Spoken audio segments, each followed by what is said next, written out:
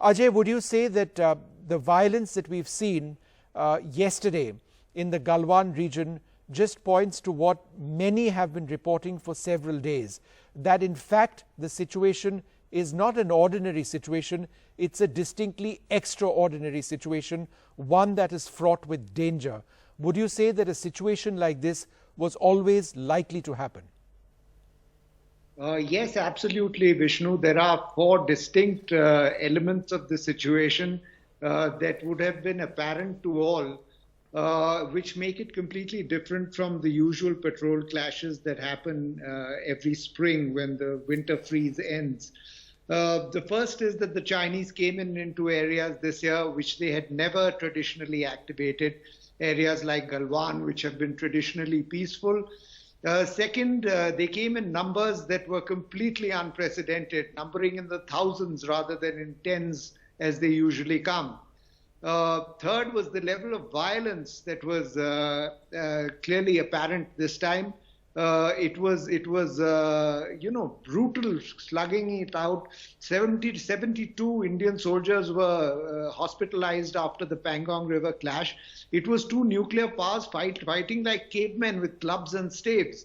And finally, there's the element that this is not a patrol, the Chinese patrol that comes in, touches a patrolling point and reverts. This time they came in, sat down in occupied territory.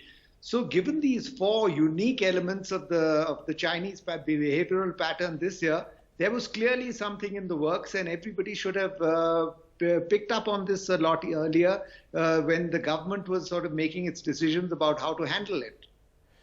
Ajay, a point which has been raised elsewhere as well, how have there been significant casualties on our side and significant casualties on their side, because the Chinese have accepted that there are casualties on their side, without soldiers from either side apparently having fired a single bullet?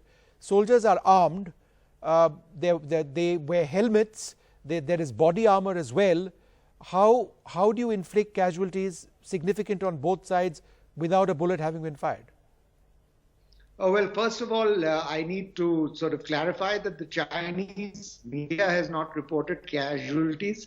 They have cited and quoted the Indian media in reporting casualties.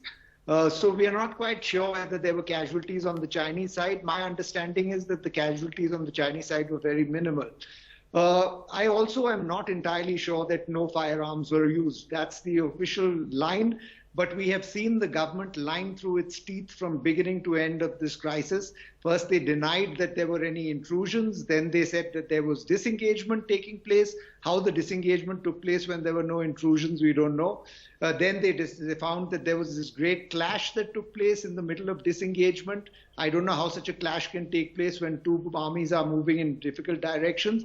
So I would take everything that is being reported, and especially the comments that are coming out of government at this point, with a heavy pinch of salt.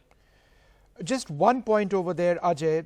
There are two Chinese government mouthpieces. In fact, one is official, CGTN News, and one is Global Times, which is a mouthpiece. Both of them have reported that in fact there have been they have suffered casualties, have the Chinese. For example, there's a tweet I'm about to read out by the CGTN news producer, where he says, and I'm just trying to find it, it's over here. Source has confirmed the Chinese side also suffered casualties in the Galwan Valley physical clash along China-India LAC. India has been provoking territorial issues, etc., etc. This was 4 hours back.